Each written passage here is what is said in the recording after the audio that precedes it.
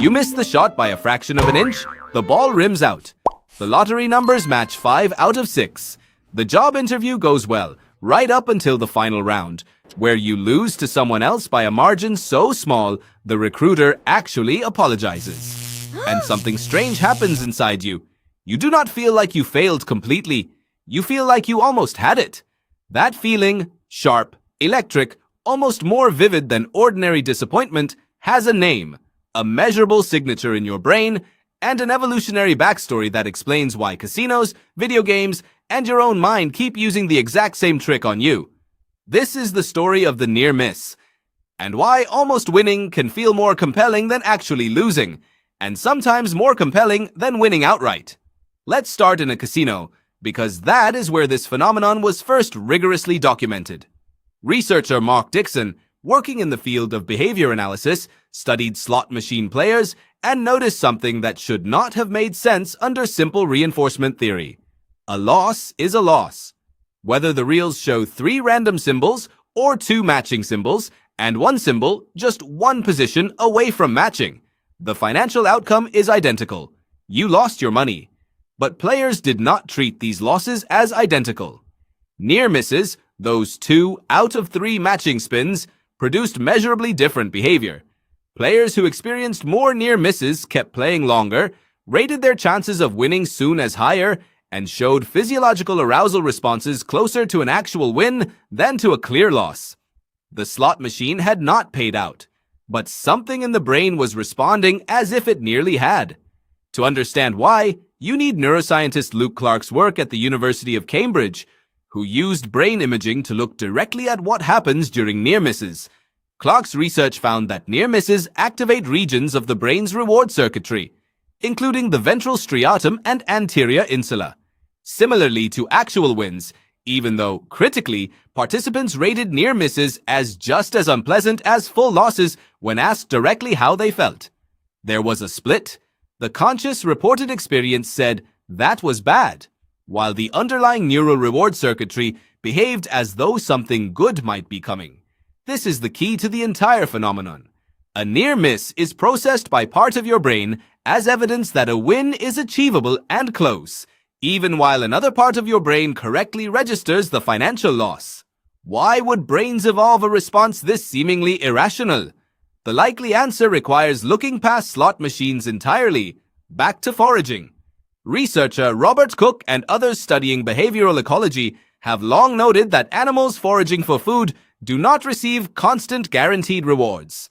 A bird probing a hole in tree bark for insects most of the time finds nothing, but the holes that contain nothing and the holes that almost contain something, a faint scent, a hollow sound suggesting a chamber just out of reach, evidence the prey moved recently, are not informationally identical.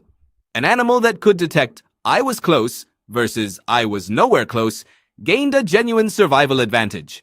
Proximity to a reward, even an unrealized one, is useful information. It tells you whether to keep digging in this exact spot or move on entirely. Your brain's near-miss circuitry almost certainly evolved for this purpose, distinguishing promising failure from hopeless failure, so you could allocate your limited energy toward continued effort only when the effort seemed to be paying dividends. The problem is that a modern slot machine, or a multiplayer game's loot drop animation, or a scratch-off lottery ticket can manufacture the exact sensory signature of "I was close" with zero actual relationship to your real proximity to a reward. The near miss in a slot machine is not naturally occurring evidence of anything. The machine is programmed, often quite deliberately, to produce near-miss outcomes at a rate higher than pure random chance would generate, specifically because game designers learned, empirically, that near misses kept players in their seats. Researcher Kevin Harrigan and his colleagues, who have spent years analyzing the actual mathematics of commercial slot machine design, found that modern machines are frequently engineered to display near-miss combinations more often than probability alone would dictate. This is not a side effect of how the machines work.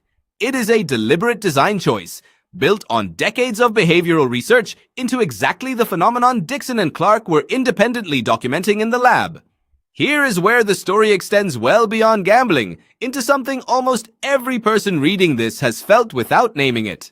Researcher Amy Wax and colleagues studying skill-based contexts and a wider body of research on what is sometimes called the near-miss effect in goal pursuit found that this same neural signature appears in distinctly non-random situations: missing a deadline by 1 day, falling short of a sales target by 2%, narrowly losing a competitive match. The closer the failure, the more the brain treats the outcome not as a stopping signal, but as a continuation signal. Evidence that the goal is achievable and that more effort, not less, is the correct response. In many real-world skill contexts, this is exactly the right response.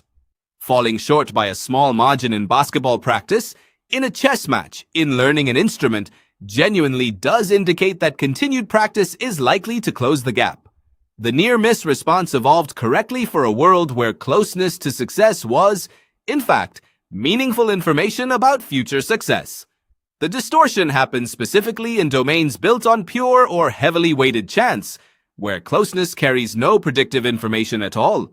A near miss on a random slot spin tells you nothing real about your odds on the next spin. The lottery numbers that matched 5 of 6 tell you nothing about your odds next week.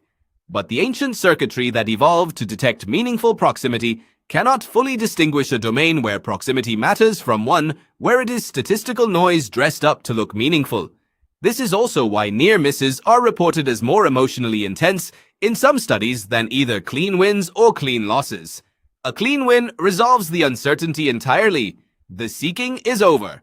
A clean loss resolves it just as completely in the other direction. A near miss resolves nothing. It keeps the brain's predictive machinery actively engaged, still calculating, still generating the dopamine-linked anticipation discussed in research on reward prediction, because the outcome has not actually been confirmed as a stable no. It has been logged as not yet. Think about where this shows up outside a casino. The video game loot box that shows you 3 legendary tier item icons spinning before landing on a common one. The dating app match that seemed to be going somewhere before going quiet. The social media post that almost went viral, gaining just enough traction to feel like evidence that the next one definitely will. The promotion you almost got. Each of these carries the same neural signature. Not a stopping signal, but an open loop. An unresolved case your brain insists on continuing to work. Game designers, app designers, and increasingly entire platforms have learned to engineer near-miss experiences deliberately, the same way slot machine manufacturers did decades earlier, because an open loop keeps you engaged longer than a closed one, regardless of whether continued engagement serves your actual interests. So what do you do with a brain that treats almost as keep going, even when the situation is closer to a slot machine than a basketball drill? The honest answer, drawing from Clark's and Dixon's broader body of work, is not to suppress the feeling, which is largely involuntary and deeply wired. It is to consciously separate 2 questions your brain tends to merge into one. The first question is the one your near-miss circuitry is shouting, "Did that feel close?" The second, quieter question, the one worth deliberately asking yourself is, does closeness in this specific situation actually predict anything real about next time? In a basketball drill, in a difficult skill you are training, in a negotiation where you are gathering real information with each attempt, the answer is genuinely yes, and the urge to continue is well calibrated to reality. In a slot machine, a loot box, a lottery ticket, or a social media algorithm engineered to manufacture exactly this feeling, the answer is no. And the urge to continue is being deliberately manufactured by someone who profits from your inability to tell the difference. Tonight, something will probably almost work out. You will come close to something, a goal, a message, a result, and feel that sharp specific pull that says one more try, you were so close. That feeling is not lying to you about how it feels. It is real, ancient, and was built for a world of probing tree bark and rustling grass, where closeness to a reward was honest information worth acting on. The only question that matters is whether the thing you are close to is actually one of those situations, or whether something or someone simply learned exactly which buttons your ancient circuitry